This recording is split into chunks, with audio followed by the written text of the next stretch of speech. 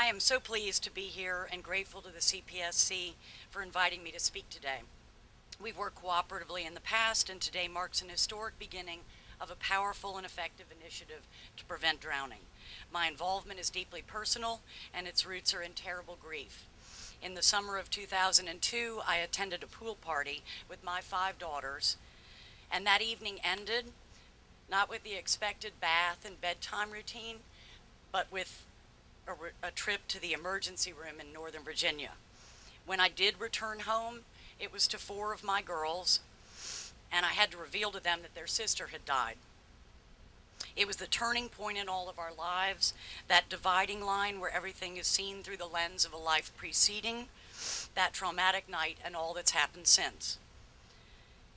Playing in the spa attached to the pool, she was pinned down on the drain, her body held there until she drowned, the suction holding her with hundreds of pounds of pressure. She couldn't be seen from the pool deck. The bubbles and dark water obscured her body. It was her twin sister who discovered her when she got in the hot tub, and she screamed for my help.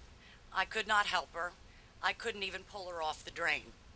Her name was Graeme, and her loss has marked my life in a profound way which this audience, by and large, will never understand. What I do hope for you to understand is how that child's preventable death has given rise to my passion for safety advocacy and how it's informed my perspective in the debate around drowning prevention. The campaign is providing great emphasis on public awareness and education, and it's a critical piece of efforts to reduce drownings.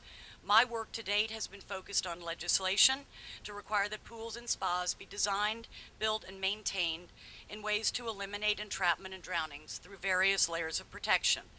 In other words, to have multiple solutions and safeguards in place to save the life of a child should one mechanism fail, should a child slip out the door unnoticed, or should a caregiver or water watcher become distracted.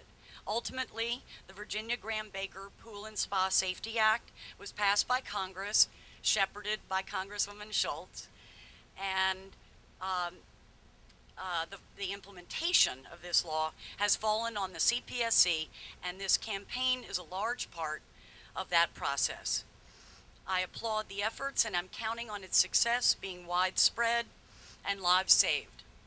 I am, however, deeply saddened that recently a vote that was taken in the CPSC compromises the intent of that law, which was to require that a backup system be in place in the event that a drain cover became loose or damaged. I am here today with a friend and another mother whose name is Karen Cohn, whose son Zach also died by entrapment and whose life might have been saved had such a safety device been in place. The Cohn family has established the Zach Foundation in their son's memory, which I know will forcefully and effectively address pool safety, and I look forward to working with them in an advisory role. Mrs. Cohn and I both wrote to the commission to convey our disappointment, but also to thank Chairman Tenenbaum for her support and dissension, which was consistent with the intent of the law. Theoretically, I understand the debate around how drowning prevention is carried out. I've heard arguments that regulations are burdensome. I know a catastrophic burden, which is the death of your child. I've heard the arguments that these layers of protection are expensive. I know a greater expense, the cost of living the rest of your life without your child. I've also many times endured the argument that relatively few drown by entrapment and that therefore the solutions are overkill. Too much effort exerted to prevent the death of just a few. One preventable death in this horrific and violent way is unacceptable. It is unconscionable not to address this in the most stringent and responsible way when indeed there are various options which, when employed together, prevent entrapment and save a child from ever experiencing what Zach, Graeme, Abigail Taylor, and so many others did when their lives ended. To summarize, after my daughter's death, which was then followed by several more entrapments, I made a decision to work and speak on behalf of those children. The pool industry has addressed drowning in half measures. They worked actively to roll back pool safety laws, and it breaks the hearts of parents who have lost their child from drowning to see the industry tout their successes on the websites and literature that are circulated. Their position is influenced by financial concerns and constraints which are inconsistent with the concerns of those of us whose children have died in pools and spas. It's my hope that this campaign might bring an end to the lobbying efforts that leave pools less safe and join in making the prevention of drowning, a joint and mutual priority.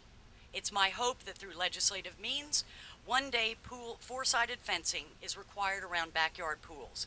It'll save lives. It will be expensive, and some would say burdensome. There are those who will say that in their own backyard, no one has any right to interfere or insist on anything. But again, I'm going to speak for those children who live in those backyards and who die in the backyards. Again, I know a burden and an expense, and I cannot understate this or overstate it. I know an expense for which there's no qualitative or quantitative measure, and that's the death of a child. Parents of children who have drowned advocate for safety and stringent safety because they know and they look back reflectively and recognize the things that would have prevented these drowning deaths from occurring. We may not be able to change the past, but often we become passionate that our history does not repeat itself, and we take that passion and attempt to save lives. I am so proud to be here today and participate in this event and in the efforts of the CPSC and its partners to address drowning and save the lives of kids, the greatest gift that we're ever given. Thank you so much for having me.